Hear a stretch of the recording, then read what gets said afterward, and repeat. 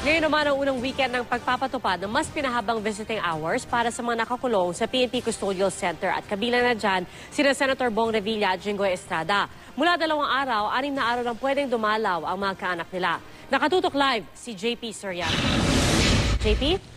Piritong maghapon nga ay magkakasunod na dumalaw yung mga bisita dito sa PNP Custodial Center kung saan nakadetene sina Senador Bong Revilla at Senador Jinggoy Estrada na kapwa sangkot sa PDAF scam. At ngayon nga Pia yung unang weekend kung saan pinatutupad yung bagong arrangement sa visiting hours.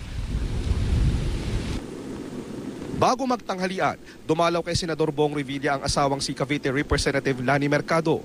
Bitbit niya ang ilang paper bags. Ilang nurse rin ng PNP ang pumasok sa custodial center. Bitbit ang ilang gamit na pangkuha ng blood pressure.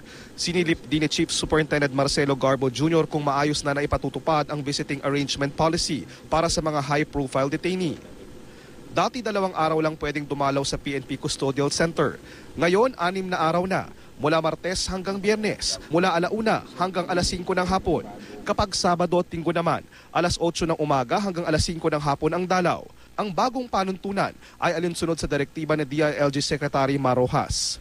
Kamakailan lang naalis sa pwesto ang hepe ng Custodial Center na si Superintendent Mario Malana matapos umanong lumagpas sa itinakdang visiting hours ang mga kaanak ni Senador Jinggoy Estrada. At Pia, kumukuha pa tayo ng information mula sa PNP kung sino-sino pa ang mga dumalaw sa 2 senador ngayong araw at kung nasunod ba yung hanggang 5:00 lang na hapon na pagdalaw tuwing weekend. At yan muna ang latest. Balik sa iyo, Pia. Maraming salamat, JP Soriano.